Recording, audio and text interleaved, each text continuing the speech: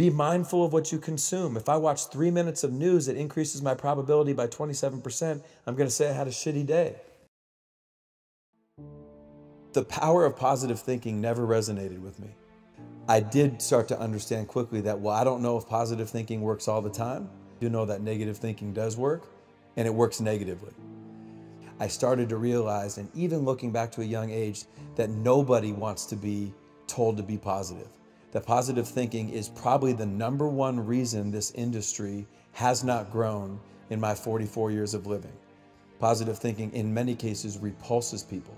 You're telling me to be positive and I'm going through a divorce. You're telling me to be positive and I threw 3 interceptions. You're telling me to be positive and I got to deal with this president. You're telling me to be positive and I got this current situation. You're telling me to be positive and I got this health situation. So then what's the alternative? When we started to study, what we learned was that negative thinking was the most powerful element that our players were combating. That negative thinking was weaponizing them against them. So how's negativity carried? Well, is it your internal thoughts?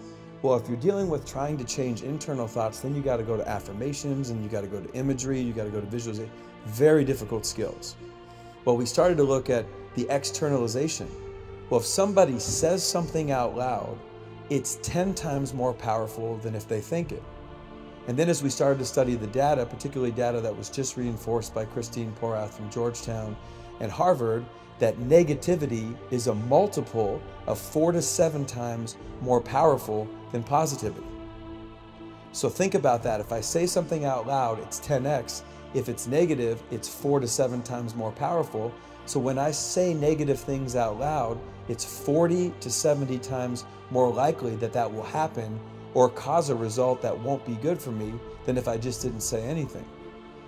So Billy Buckner, who just passed away recently, was an incredible, an 8-time Gold Glove, a great baseball player.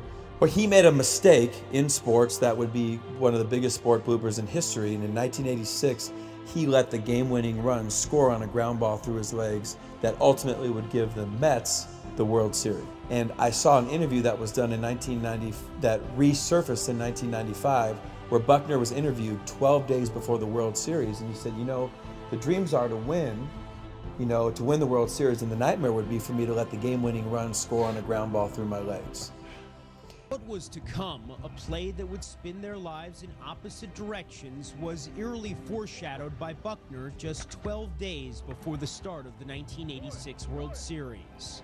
The dreams are that you're going to have a great series and win, and the nightmares are that you're going to let the winning run score on a ground ball through your legs. So, you know, and then ultimately that's exactly what would happen. Now, by saying that out loud, what did he do? He didn't make it happen, but he increased the probability. And this is what I want people to understand. Your internal thoughts are all over the place. I think that what he did is a subconscious plant.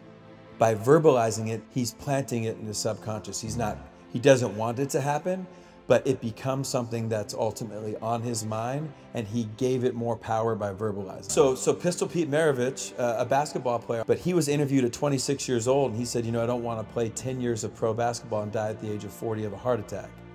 Well, he played 10 years of pro basketball and in Pasadena, California, died of a heart attack at 40. So negativity is the most powerful thing we're combating. Look at our politics today. A positive message versus a negative message. It's no chance. To my dad, when he was raised and he was teaching, the only thing was positive and negative. So if you weren't negative, you had to be positive. But that just never made sense to me. And if we could just learn how to not be negative, how to not externalize negative, then ultimately that would help them more than ever trying to be told to be positive.